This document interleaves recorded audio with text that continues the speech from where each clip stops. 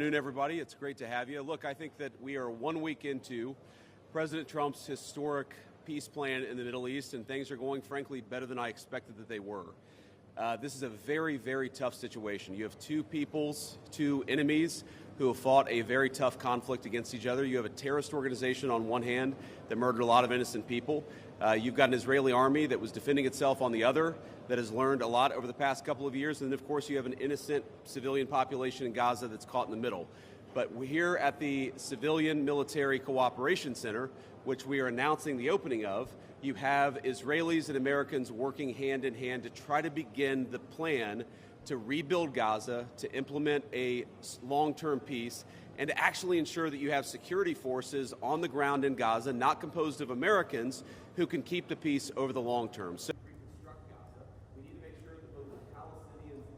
the Israeli government has been remarkably helpful in this. I want to thank them, thank our Israeli partners, and all the folks particularly who are working hand in hand with their American friends here at the CMCC. And number two, I want to say that there is this weird attitude I've sensed in the American media and the Western media where there's almost this desire to root for failure, that every time something bad happens, that every time that there's an act of violence, there's this inclination to say, oh, this is the end of the ceasefire, this is the end of the peace plan. It's not the end. It is, in fact, exactly how this is going to have to happen when you have people who hate each other, who have been fighting against each other for a very long time. We are doing very well. We are in a very good place. We're going to have to keep working on it, but I think we have the team to do exactly that.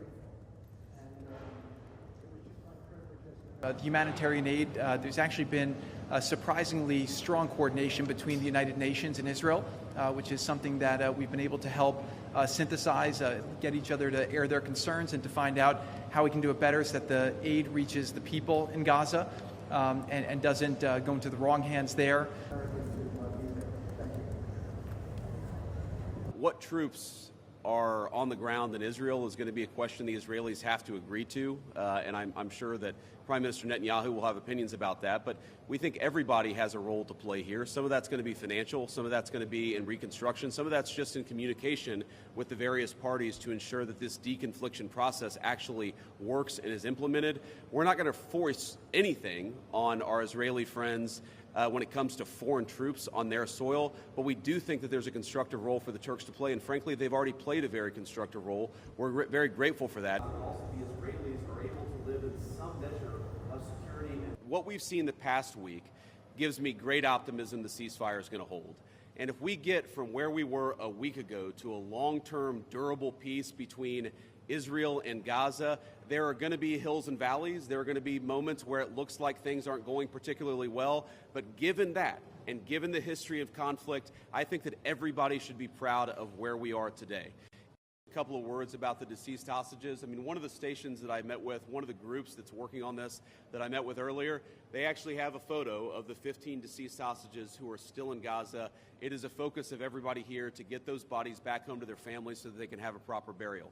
Now, that said, this is difficult. This is not going to happen overnight. Some of these hostages are buried under thousands of pounds of rubble. Some of the hostages, nobody even knows where they are. That doesn't mean we shouldn't work to get them, and that doesn't mean we don't have confidence that we will. It's just a reason to counsel in favor of a little bit of patience. This is going to take a little bit of time.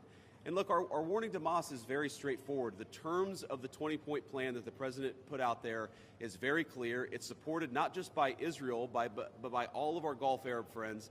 It's that Hamas has to disarm. It's that Hamas has to actually behave itself. And that Hamas, while all the fighters can be given some sort of clemency, they're not going to be able to kill each other, and they're not going to be able to kill their fellow Palestinians. No reconstruction funds will be going into areas that Hamas still controls. And as far as the demilitarization goes, once the ISF is up, there needs to be a security force that they can feel safe from, that in order for it to be the transition to be complete. So that needs to happen. There are considerations happening now in the area that the IDF controls, as long as that can be secured, to start the construction as a new Gaza in order to give the Palestinians living in Gaza a place to go, a place to get jobs, a place to live. So that's one of the many things being considered.